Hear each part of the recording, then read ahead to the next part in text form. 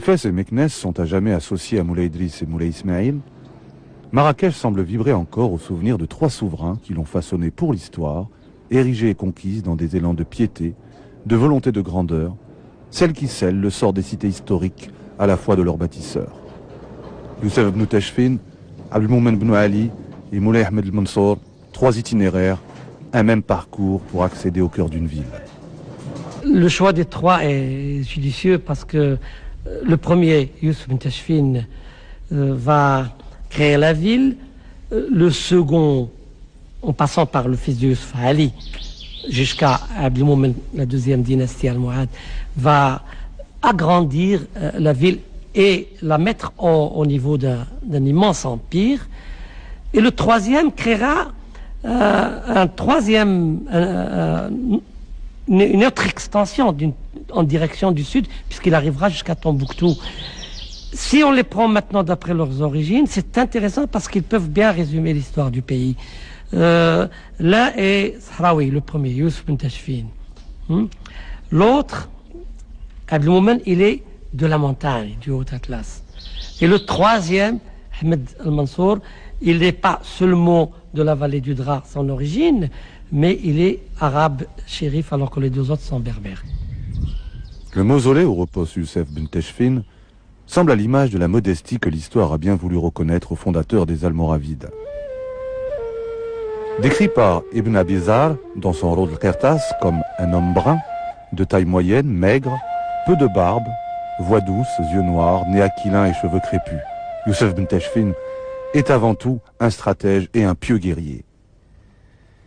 Il fait montre de ses qualités lorsqu'il se consacre à parachever l'unification du Maroc et du Maghreb, poussant ses armées jusqu'aux portes de l'Ifriqiya. Il confirme encore plus ses valeurs lorsqu'il se préoccupe du sort de l'Andalousie musulmane, menacée depuis la prise de Tolède par Alphonse VI de Castille en 1085, mais aussi minée par la multitude de principautés que les reis des Taïfas commencent à se disputer dès la chute du califat omeyyade au début du XIe siècle.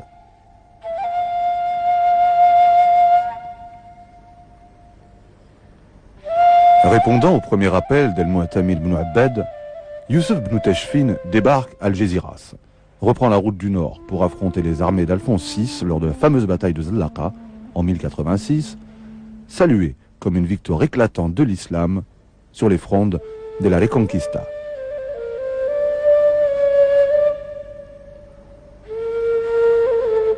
Et voilà que cet homme est promu d'une manière assez fulgurante à créer un empire qui est l'empire des Almoravides, qui s'étend de l'Algérie, le Maroc, le Sahara, l'Algérie et l'Andalousie musulmane, y compris les Baléares. Donc voilà qu'il devient un émir, non pas un sultan, puisque le mot va venir plus tard, mais il est émir, et malgré tout cela, sa modestie ou sa politique a fait qu'il n'a jamais voulu prendre le titre de Amir al-Mu'minin. Il a pris simplement le titre, il a créé le titre de Amir al-Muslimin pour reconnaître l'autorité suprême de Bagdad. Lors de sa deuxième visite en Andalousie, Youssef ibn Tachfin décide de mettre fin au règne des Moulouk Tawaïf, qu'il considère comme inconséquents, volages et indignes des missions qu'ils sont censés accomplir pour la gloire de l'islam et de la nation musulmane. Youssef ibn Tachfin s'empare de Grenade, Séville, Cordoue, Malaga et occupe allègrement l'ensemble des provinces et villes de l'Andalousie qu'il rattache purement et simplement à l'empire almoravide. À l'avènement des Almohades, ces acquis territoriaux seront non seulement préservés, mais Abdelmoumen ibn Ali les agrandit et les étend encore plus. Le disciple du Mahdi ibn Tumult, fin stratège, est décrit par les chroniqueurs comme un homme d'une extrême rigueur et d'une grande prudence, qualité grâce auquel il accède au titre de calife d'un empire puissant et fort et qui permettent quelque part d'expliquer l'essor et l'envolée de la dynastie almohade.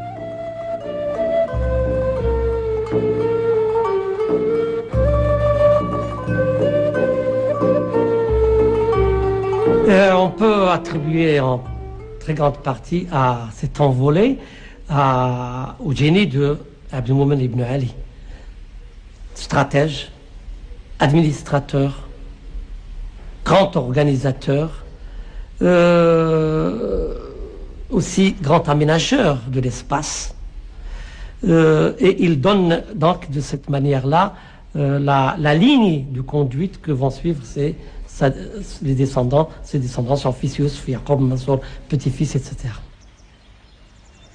C'est peut-être un autre trait de caractère qui justifie l'hommage qu'Abd al-Mu'min ibn Ali rend à son maître lorsqu'il décide, quelques années après son intronisation, de revenir vers Tinmel et d'y élever l'un des monuments les plus caractéristiques de l'époque almohade.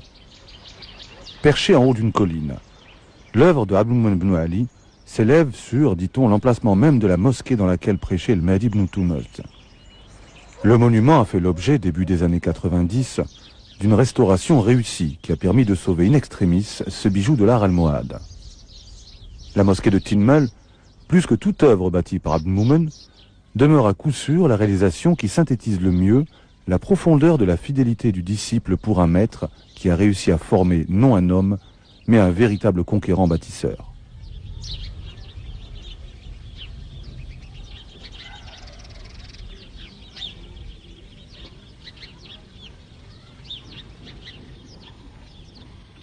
Abd al-Mu'min ibn Ali, il avait construit la mosquée de Tinmel pour rendre hommage à Mahdi ibn Tumult. Il a créé un modèle pour le reste des mosquées qui ont été construites après. Alors, plus que ça, on trouve que cette mosquée elle est entourée d'un mur très haut, un mur de presque 15 mètres d'auteur. Et la particularité dans cette histoire de mur qui est percée par 8 portes, c'est que il donne l'impression pas d'une mosquée, sinon d'une forteresse. Aussi, on trouve une autre petite particularité, que c'est le minaret. Le minaret, elle est sur le mihrab. Ce sens de l'aménagement de l'espace que soulignait Hamid Triki et qui semble être inné chez Abd al-Mu'min ibn Ali est décrit en ces termes par Joudi Hassar ben Sliman dans son étude consacrée à la mosquée de Tinmel. Cette mosquée, pour l'auteur, sera et restera longtemps le plus parfait édifice jamais réalisé sur les terres de l'islam d'Occident. Le monument, mieux qu'aucun autre, va répondre à la rigueur de la pensée du Mahdi, sans cesse clamée dans les écrits, les discours et les prêches. Tout sera mis en œuvre pour que cette offrande posthume soit la mesure d'Ibn Tumult l'Assafou, littéralement le flambeau. À la rigueur de sa pensée va répondre la rigueur mathématique la plus exacte. À partir d'un module de base, la coudée étant égale à 64 cm, mesure entre les deux colonnes du mihrab, où va réaliser les figures les plus parfaites de la géométrie. Carrés, cercles et triangles vont se recouper à l'infini et se rencontrer dans les points les plus précis pour dessiner au sol une surface remarquablement équilibrée. Ensuite s'élever dans les façades, les arcs, les galeries, les nefs et enfin le mihrab, une des niches les plus parfaites qu'ait vu l'architecture islamique.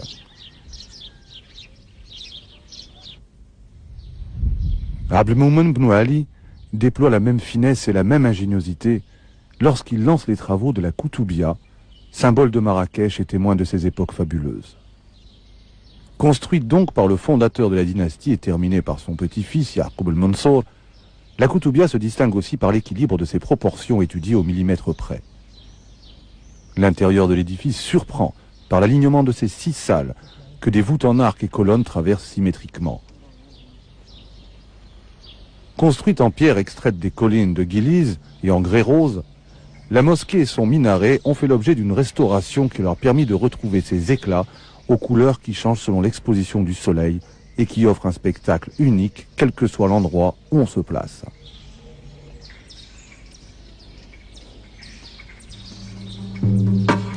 À sa mort en 1163 et après 33 ans de règne, Abd al-Mu'min laisse à son fils Abu Youssef Yaqub et surtout à son petit-fils Yaqub al-Mansour une œuvre qu'ils vont achever avec autant d'éclat et de majesté que l'aurait voulu leur initiateur.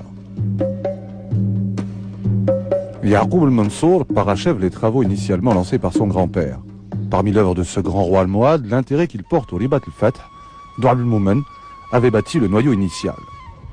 Sous Yaqub al-Mansour, ce noyau s'agrandit par portes monumentales, dont celle de Bab Rouah, et murailles qui délimitent ainsi le périmètre de l'actuelle Médina. Le noyau bâti par al-Mu'min, la fameuse Kasbah de Mehdiya, devenue Kasbah des Oudaya, se renforce aussi par une porte, Bab el-Kbir, et une muraille qui longe l'embouchure du Bourg grec.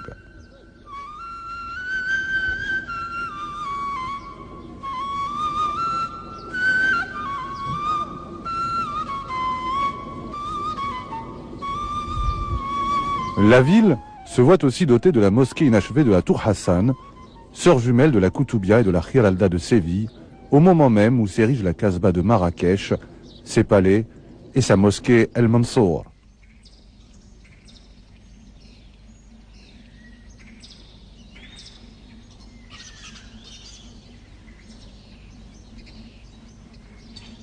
Ce n'est plus ni une idéologie almohade, ni le sunnisme des Almoravides, c'est la légitimité, elle est puisée dans l'origine des Saadiens qui prétendent être Sharfa, shérif.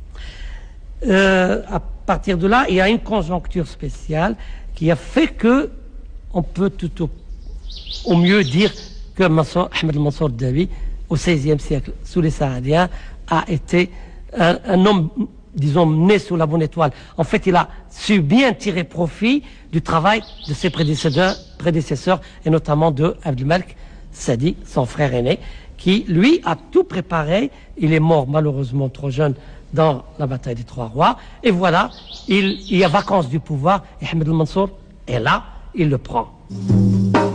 Le destin d'Ahmed Mansour est lié donc au sort de son frère Abdelmalek, hanté durant plus de 20 ans par ce sentiment d'injustice qu'il avait plongé dans l'exil, éloigné du trône qui lui revenait de droit, et qu'il s'emploie à reconquérir lors de la bataille des Trois Rois, où il périra, ainsi que son neveu le sultan Moutawakkil et le roi Don Sebastian, débarquant du Portugal.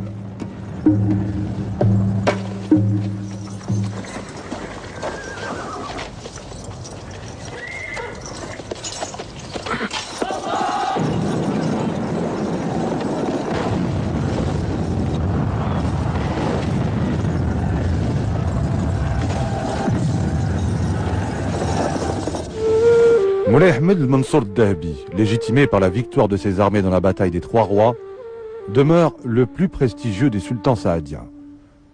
Maître d'œuvre de la Renaissance saadienne, dont le palais El-Badir et la nécropole de la dynastie sont le meilleur exemple, Mansour Dahabi brillera davantage par son génie de la diplomatie étrangère, grâce auquel le Maroc retrouve son image d'État puissant.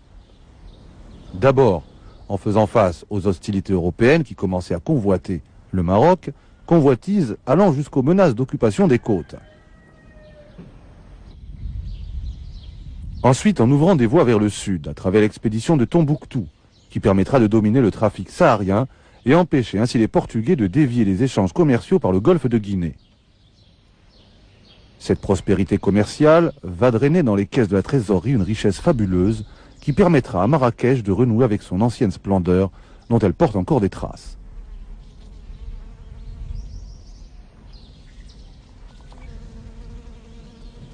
Si le sort et la fatalité se sont acharnés sur le majestueux palais El-Badia dont il ne reste que des ruines, les tombeaux saadiens, œuvre d'Al-Mansour Dahabi, donnent une image du faste qui ont marqué le régime de ce grand roi, légende de raffinement et d'opulence.